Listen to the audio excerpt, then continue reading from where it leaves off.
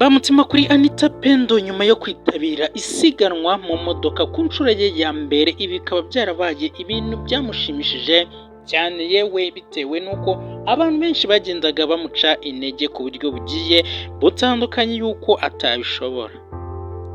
Murabizi neza rero hano mu gihugu cy'u Rwanda abagore cyangwa se igitsina gore ni abantu babashije kugenda batera imbere mu bintu byose, ikoranabuhanga, politike n'ibindi yewe bigiye bitandukanye, mwese mumaze kugenda mubibona.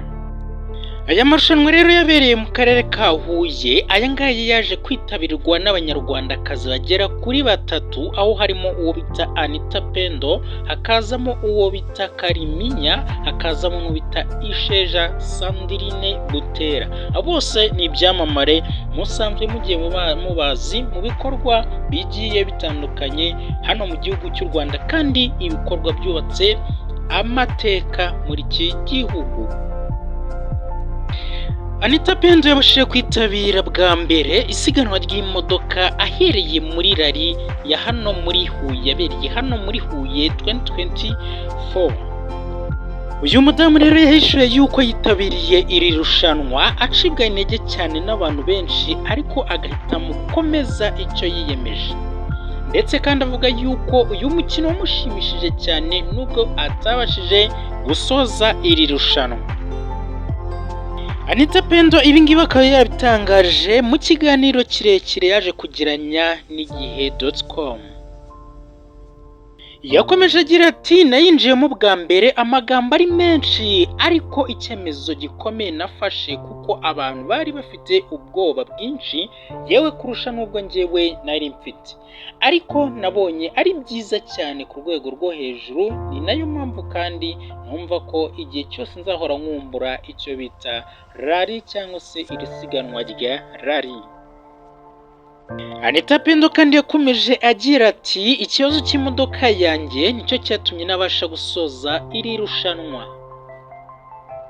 Yakomeje agira ati, imodoka yanjye yagize ikibazo, ibi ni ibintu byambabaje cyane kuko iyo utangiye irushanwa nturisoze ugomba kubabara, ariko kandi ntabwo byanciye intege kuko ikintu cyose cyiswe irushanwa uba ugomba gutsinda cyangwa se ugatsindwa, none nanjye natsinzwe. Ayo ni amagambo ya Anita Pendo yivugiraga ubwo yaganiraga n'igihe.com.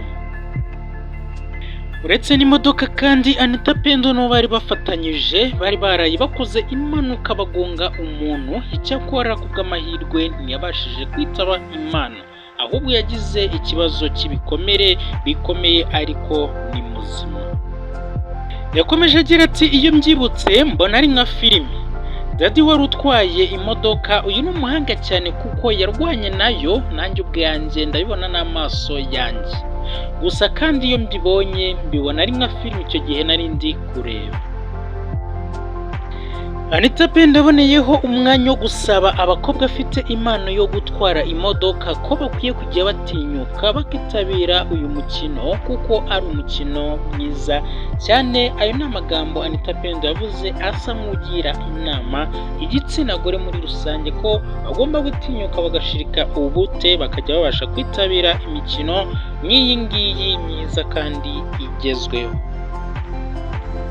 Abangaba rero yaba ari Queen Kariminya, yaba ari Sandrine Isheja, yaba ari Anita Pendo, abangaba bakaba barashije gusezererwa badatwaye bimwe mu bihembo byagenewe muri iri rushanwa, bitewe n'uko ku nshuro ya mbere batari bakamenyereye, ariko turizera neza yuko ubutaha bizagenda neza bakazajya babasha gutwara ibihembo bigiye bitandukanye by'izi modoka, kandi twizera ko n'abanyarwanda muri rusange kazi mubashe kubyumva yuko namwe mushobora kuzajya mwitabira aya marushanwa kandi murashoboye kandi mwabishobora. Njyewe rero wumva nitwa Mwizerwa Patrick, reka tube ducumbikiye ahangaha. Iyi ni Fungarase TV show ngo maje kugenda mubimenyera, ntibagirwe rero kugenda udakoze subscribe wowe utarayikora, nawe kandi wayikoze ukagukora ku nzogera. Comment ni ikintu duha agaciro cyane kandi gikomeye, kubera yuko ariho tubasha gukura inkuru tuzavuga mu biganiro byanyu tugenda tubakora umunsi kundi. Murakoze cyane.